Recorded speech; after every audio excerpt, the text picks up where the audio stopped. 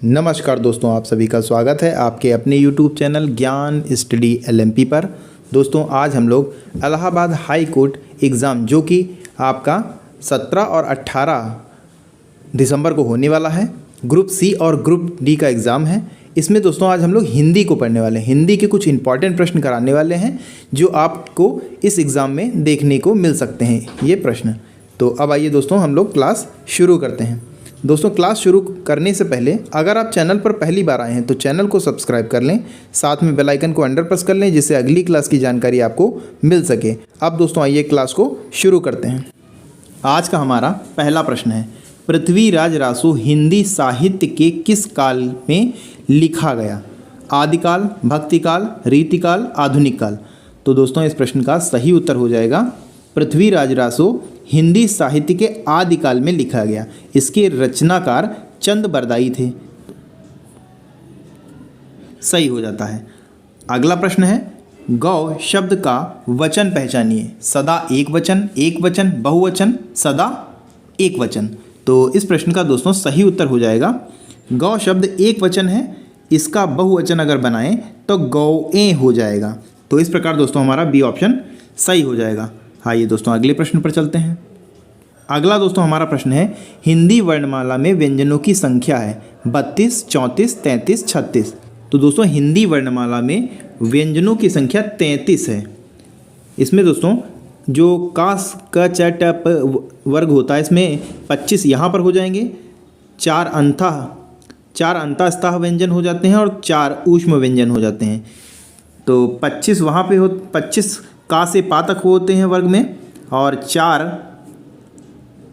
अंतः स्तः व्यंजन होते हैं और 4 ऊष्मी व्यंजन होते हैं। इनको दोस्तों जोड़ें तो ये 33 आ जाते हैं। तो 33 हमारा सही जवाब हो जाएगा। अगला प्रश्न है निम्नलिखित में से अशुद्ध वाक्य को पहचानिए। अशुद्ध शब्द को दोस्तों यहाँ होना चाहिए, वाक्य नहीं है। अशुद्ध शब्द को पहचानिए। दैहिक, नकरी। तो नकरी ही दोस्तों इसमें गलत हो जाएगा। तो बी ऑप्शन दोस्तों हमारा सही हो जाएगा। बाकी प्राण भी सही लिखा है, पुरुष भी सही लिखा है। आइए दोस्तों अगले प्रश्न पर चलते हैं। अगला दोस्तों प्रश्न है, कौन सी वर्तनी ठीक है? रचयिता दोस्तों 4 तरीके से लिखा हुआ है, आपको बताना है इनमें से कौन सा सही है। तो उसमें दोस्तों सही तरीके से लिखा हुआ है ऑप्शन सी में रचयिता एकदम सही तरीके से लिखा हुआ है। अगला प्रश्न है, गायक का संधि विच्छेद है। 4 दोस्तों ऑप्शन दिए गए हैं, 4 तरीके से संधि विच्छेद किया हुआ है, आपको बताना है इनमें से कौन सा सही है।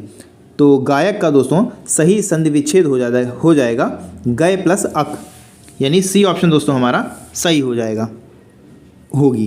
तो इस प्रकार दोस्तों सी ऑप्शन सही हो जाता है। आइए अगले प्रश्न पर चलते हैं। अगला दोस्तों प्रश्न है, नाविक का सही संधि विच्छेद आपको करना है। 4 तरह से किया हुआ है, आपको बताना है इनमें से कौन सा सही संधि विच्छेद है। तो नाविक का सही संधि विच्छेद हो जाएगा 9 प्लस इक। तो ये डी ऑप्शन में दिया हुआ है, तो डी ऑप्शन दोस्तों हमारा सही हो जाएगा और इसमें भी दोस्तों आयादी संधि होगी। अगला प्रश्न है, आमरण में कौन सा समास है?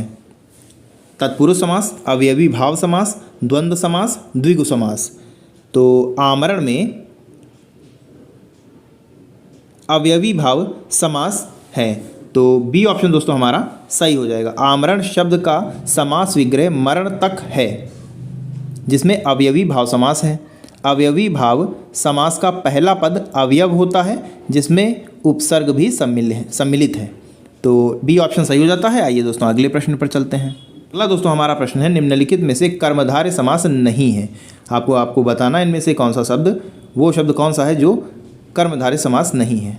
इसमें दोस्तों नील गाय में कर्मधारय समास है, प्रिय सखा में और कृताकृत में क्रय में भी अवयवी भाव समास है। विद्याभास में अवयवी भाव समास नहीं है, तो डी ऑप्शन दोस्तों हमारा सही हो जाएगा। विद्याभास में तत्पुरुष समास हो जाएगा, तो डी ऑप्शन दोस्तों हमारा सही हो जाएगा। अगला प्रश्न है, उपसर्ग वह शब्दांश है जो किसी शब्द के बाद में जुड़ता है, किसी शब्द के मध्य में जुड़ता है, किसी शब्द के आगे जुड़ता है, शब्द में कहीं भी जुड़ सकता है। तो दोस्तों उपसर्ग वह शब्दांश है जो किसी शब्द के आगे जुड़ता है। इस प्रकार दोस्तों सी ऑप्शन हमारा सही हो जाएगा।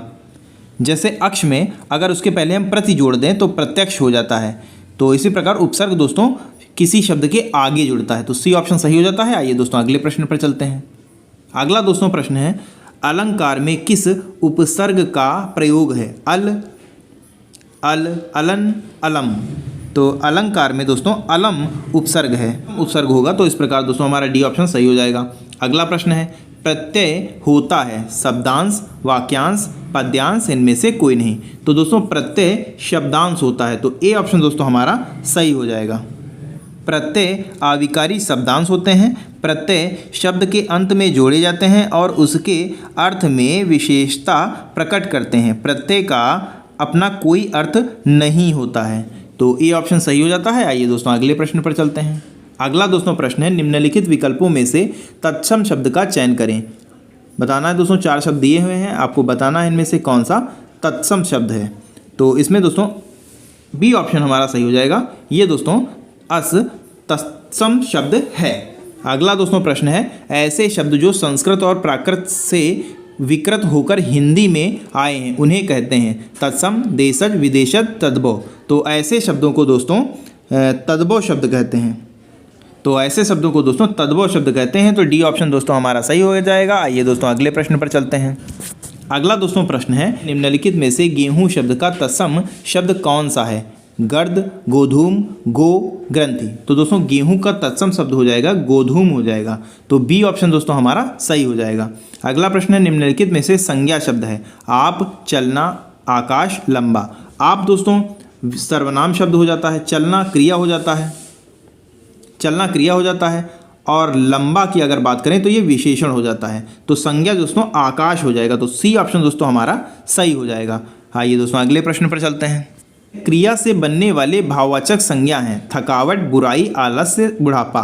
तो इसमें दोस्तों सही उत्तर हो जाएगा, क्रिया से बनने वाले भाववाचक संज्ञा इसमें हो जाएगी थकावट हो जाएगी दोस्तों, तो सी ऑप्शन, ए ऑप्शन दोस्तों हमारा सही हो जाएगा।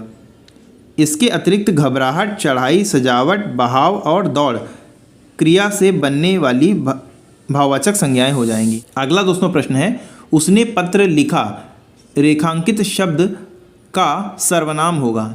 इसमें दोस्तों ये उसने पत्र लिखा ये है, इसमें आपको बताना है सर्वनाम कौन सा भेद है सर्वनाम का। निजवाचक सर्वनाम, पुरुषवाचक सर्वनाम, पुरुषवाचक सर्वनाम, निश्चयवाचक सर्वनाम, संबंधवाचक सर्वनाम। तो इसमें दोस्तों सही उत्तर इसका हो जाएगा। दोस्तों अगर सर्वनाम की बात की जाए तो इसमें 6 भेद होते हैं, पुरुषवाचक, निश्चयवाचक, अनिश्चयवाचक, संबंधवाचक, प्रश्नवाचक तथा निजवाचक। पुरुषवाचक सर्वनाम के 3 भेद होते हैं, उत्तम पुरुषवाचक, मध्यम पुरुषवाचक, अन्य पुरुषवाचक। वह, उसे, उसने, उन्होंने, उसका, उनका, वे, लोग इत्यादि अन्य पुरुषवाचक सर्वनाम में आते हैं। तो ये दोस्तों बी ऑप्शन हमारा सही हो जाएगा, पुरुषवाचक सर्वनाम। आइए दोस्तों अगले प्रश्न पर चलते हैं। अगला दोस्तों हमारा प्रश्न है, जिस विकारी शब्द से संज्ञा की व्याप्ति मर्यादित होती है उसे कहते हैं विशेष, विशेषण, विशेषण एवं विशेष, विशिष्ट। तो इस प्रश्न का दोस्तों सही उत्तर हो जाएगा, जिस विकारी शब्द से संज्ञा की व्याप्ति मर्यादित होती है उसे विशेषण कहते हैं। तो बी ऑप्शन दोस्तों हमारा सही हो जाएगा। विशेषण संज्ञा या सर्वनाम की विशेषता बताता है, तो बी ऑप्शन सही हो जाता है। अगला प्रश्न है, क्रिया के मूल रूप को क्या कहते हैं? पद, रूप, धातु, शब्द। तो क्रिया के मूल रूप को धातु कहते हैं, तो सी ऑप्शन दोस्तों हमारा सही हो जाएगा। क्रिया के मूल रूप को धातु कहते हैं। धातु क्रियापद के उस अंश को कहते हैं जो किसी क्रिया के प्रायः सभी रूपों में पाया जाता है, तो सी ऑप्शन दोस्तों सही हो जाता है। आइए दोस्तों अगले प्रश्न पर चलते हैं। अगला दोस्तों प्रश्न है, जिन शब्दों में लिंग, वचन, कारक आदि के कारण कोई परिवर्तन होता है वह कहलाते हैं, वह क्या कहलाते हैं? क्रिया कहलाते हैं, वचन कहलाते हैं, अवयव कहलाते हैं, वाच्य कहलाते हैं। तो इस प्रश्न का दोस्तों सही उत्तर हो जाएगा, जिन शब्दों में लिंग, वचन, पुरुष, कारक आदि के कारण कोई परिवर्तन नहीं होता उन्हें अवयव कहते हैं। तो सी ऑप्शन दोस्तों हम लोगों का सही हो जाएगा। अवयव ज्यों के त्यों अर्थात समान रूप में रहते हैं, उनमें कोई परिवर्तन नहीं होता, इसलिए उन्हें अविकृत, अविकारी और अपरिवर्तनशील कहते हैं। तो सी ऑप्शन सही हो जाता है। अगला प्रश्न है, राम धीरे धीरे पढ़ता है। दोस्तों यहाँ पर थोड़ा गलत टाइप हो गया है, राम धीरे धीरे पढ़ता है में कौन सा अवयव है? संबंध बोधक अवयव, ए ऑप्शन में है संबंध बोधक अवयव, बी ऑप्शन में है क्रिया विशेषण अवयव, सी ऑप्शन में है समुच्चय बोधक अवयव और डी ऑप्शन में है विस्मयादि बोधक अवयव। तो इस प्रश्न का दोस्तों सही उत्तर हो जाएगा क्रिया विशेषण अवयव हो जाएगा इसमें। तो बी ऑप्शन दोस्तों हमारा सही हो जाएगा। राम धीरे धीरे पढ़ता है वाक्य में क्रिया विशेषण अवयव धीरे धीरे का प्रयोग हुआ है। तो बी ऑप्शन दोस्तों हम लोगों का सही हो जाता है। आइए दोस्तों अगले प्रश्न पर चलते हैं। अगला दोस्तों प्रश्न है, इनमें से आरण्य शब्द का पर्यायवाची है कांतार, आभारी, कुलीन, सस्य। तो इसमें दोस्तों आरण्य शब्द का पर्यायवाची शब्द हो जाएगा, सही हो जाएगा इसमें दोस्तों ए ऑप्शन का। और अगर आरण्य के अन्य पर्यायवाची की बात करें तो इसमें अटवी, कानन, जंगल, वन, ये दोस्तों आरण्य के पर्यायवाची शब्द होते हैं। अगला दोस्तों आभारी जो शब्द आया हुआ है, इसके अगर पर्यायवाची शब्द की बात करें तो अनुग्रहित, एहसानमंद, कृतज्ञ, शुक्रगुजार। कुलीन शब्द के अगर पर्यायवाची शब्द की बात करें तो पूज्य, श्रेष्ठ, उच्च, विशिष्ट, संभ्रांति, अभिजात, ये दोस्तों कुलीन शब्द के पर्यायवाची शब्द हो जाएंगे।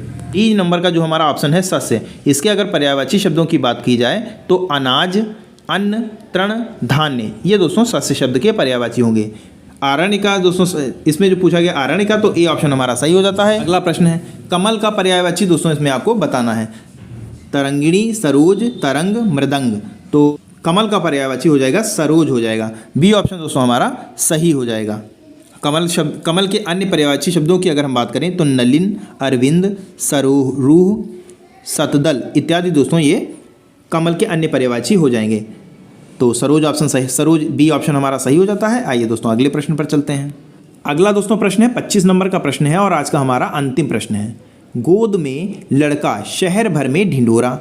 मुहावरे का सही अर्थ आपको बताना है। 4 ऑप्शन दिए हुए हैं। ए ऑप्शन में है छोटे शिशु को तलाशना, बी ऑप्शन में है अत्यधिक शरारती बालक, सी ऑप्शन में है पास में रखी वस्तु को चारों ओर खोजना और डी ऑप्शन में है छोटे बालक की प्रशंसा करना।